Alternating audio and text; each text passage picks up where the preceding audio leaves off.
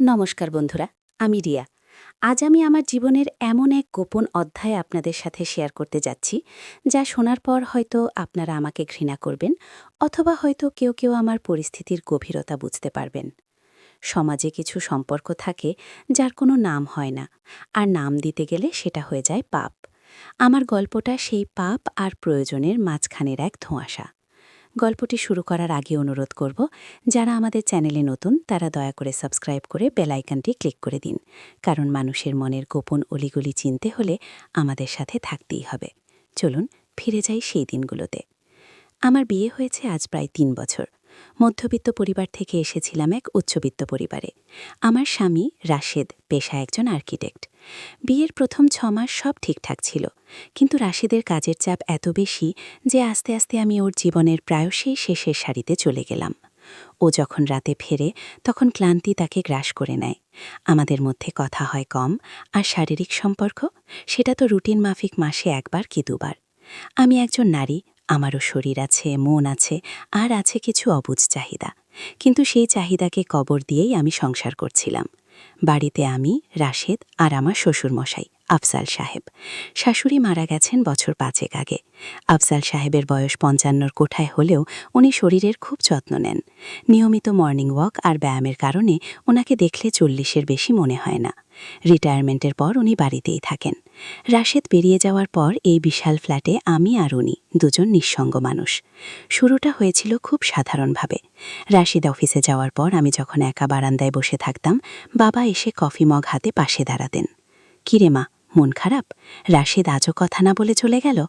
ওনার গলার স্বরে এমন এক মমতা ছিল যা আমাকে বাবার কথা মনে করিয়ে দিত। আমি ম্লান হেসে বলতাম, "না বাবা, ঠিক আছে, ও তো ব্যস্ত।" কিন্তু আস্তে আস্তে ওনার মমতা প্রকাশের ভঙ্গি বদলাতে শুরু করল। সেটা আমি প্রথমে বুঝিনি বা বুঝতে চাইনি। একদিন দুপুরের ঘটনা। আমি রান্নাঘরে ছিলাম। হঠাৎ আমার হাতের আঙুল কেটে গেল। রক্ত দেখে আমি চমকে উঠেছিলাম। বাবা ড্রয়িং রুম থেকে ছুটে এলেন। "কি হলো রে মা?" বলেই উনি আমার হাতটা ধরলেন। সাধারণত কেউ হাত কেটে গেলে ব্যান্ডেজ বা ওষুধের খোঁজ করে, কিন্তু উনি আমার আঙুলটা নিজের মুখের কাছে নিয়ে গেলেন। তারপর আলতো করে ফু দিতে লাগলেন। ওনার নিঃশ্বাসের গরম হাওয়া আমার হাতে লাগছিল।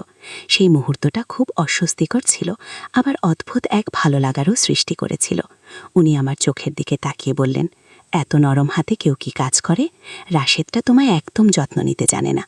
ওনার চোখে সেদিন আমি স্নেহের বদলে অন্য কিছু দেখেছিলাম, এক আদিম ক্ষুধা, যা উনি খুব যত্ন করে স্নেহের চাদরে ঢেকে রেখেছিলেন।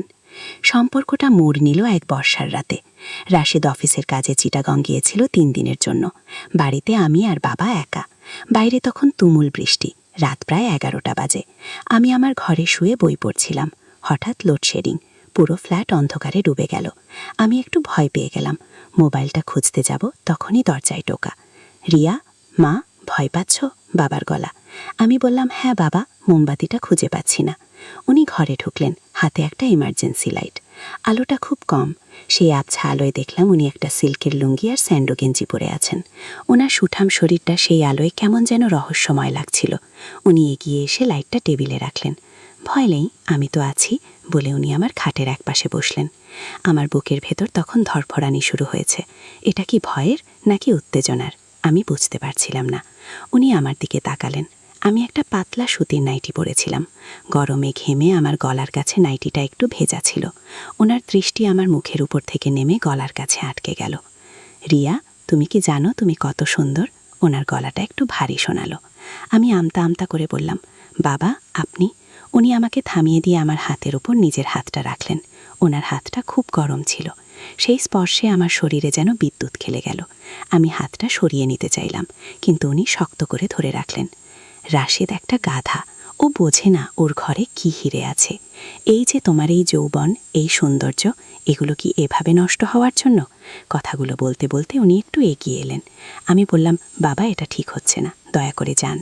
উনি হাসলেন। সেই হাসিটা বাবার মতো নয়, প্রেমিকের মতো। "কিসের ঠিক আর কিসের ভুল মা, এই ৪ দেয়ালের ভেতর কেউ দেখছে না। তুমিও একা, আমিও একা। তোমার শরীরটা তো ভালোবাসা চায়, আদর চায়। রাশেদ যা দিতে পারে না, আমি তোমায় দেব।" বলেই উনি আমার কাঁধে হাত রাখলেন। ওনার হাতের স্পর্শে আমি কেঁপে উঠলাম। উনি আস্তে আস্তে আমার কানের কাছে মুখ আনলেন। ওনার গরম নিঃশ্বাস আমার ঘাড়ে লাগছিল। আমি অবশ হয়ে যাচ্ছিলাম। বাধা দেবার শক্তি যেন হারিয়ে ফেলছিলাম। উনি ফিসফিস করে বললেন, একটু সুখ নিলে কোনো পাপ হয় না, আমি তোমায় রানীর মতো রাখব। সেদিন রাতে আমি আর প্রতিবাদ করতে পারিনি। হয়তো আমার অবচেতন মনও সেই দীর্ঘদিনের অবহেলা থেকে মুক্তি চাইছিল। তিনি যখন আমাকে নিজের বুকের সাথে চেপে ধরলেন, তখন এক অদ্ভুত আদেশে আমার চোখ বন্ধ হয়ে গেল। শ্বশুরের শাসন আর স্নেহের আড়ালে যে পুরুষটি লুকিয়েছিল, সে সেদিন আমাকে এমনভাবে আদর করেছিল যা আমি আমার স্বামীর কাছেও কখনো পাইনি। এরপর থেকে এটা একটা নিয়ম হয়ে গেল। রাশেদ অফিসে গেলেই আমাদের লুকোচুরি খেলা শুরু হতো। খাবার টেবিলে হয়তো উনি আমার পায়ে পা লাগিয়ে দিতেন, কখনো বা রান্নাঘরে এসে পেছন থেকে জড়িয়ে ধরতেন। মুখে বলতেন, মা, তরকারিটা কি হলো? কিন্তু ওনার হাত তখন ব্যস্ত থাকতো আমার শরীরের ভাঁজগুলো অনুভব করতে। একবার একটা ঘটনা মনে পড়ে। আমার জন্মদিন ছিল। রাশেদ যথারীতি ভুলে গিয়েছিল। আমি খুব কাঁদছিলাম। বাবা আমার ঘরে এলেন, হাতে একটা প্যাকেট। কাঁদছ কেন পাগলি? আমি তো মনে রেখেছি, বলে প্যাকেটটা খুললেন। একটা দামি লাল রঙের স্লিভলেস ব্লাউজ আর শিফন শাড়ি। উনি বললেন, আজ এটা পরবে আমার জন্য। আমি যখন শাড়িটা পরলাম তখন আয়নার সামনে দাঁড়িয়ে নিজেকেই অচেনা লাগছিল। উনি ঘরে ঢুকলেন, দরজাটা লক করে দিলেন। আমার পেছনে দাঁড়িয়ে আয়নায় আমার প্রতিবিম্বের দিকে তাকিয়ে বললেন, আগুন, একদম আগুন লাগছে তোমায়।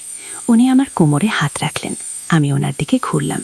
ওনার চোখের দিকে তাকাতেই আমার শরীর কেমন যেন গলে যেতে লাগলো। উনি আমাকে কাছে টেনে নিলেন। আমার কপালে গালে চুমু খেতে খেতে নিচে নেমে এলেন।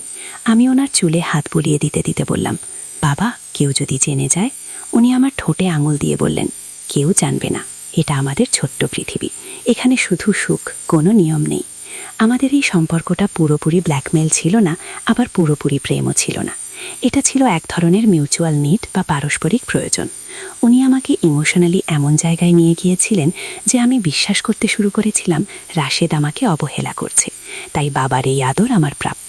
উনি প্রায়ই বলতেন, আমি যদি তোমাকে সম্পত্তি লিখে দেই, তুমি কি সারা জীবন আমাকে এভাবে খুশি রাখবে? আমি চুপ করে থাকতাম, আর উনি সেটাকে সম্মতি ধরে নিতেন। এখন আমি রাশেদের সাথেও থাকি, আবার বাবার সাথেও। এক ছাদের নিচে দুজন পুরুষের সাথে আমার সংসার, একজন সামাজিক স্বামী আর একজন গোপন প্রেমিক। জানি না এর শেষ কথায়, কিন্তু এই নিষিদ্ধ খেলার নেশায় আমি এখন বোধ হয়ে আছি। বন্ধুরা, আমার গল্পটা এখানেই শেষ করছি।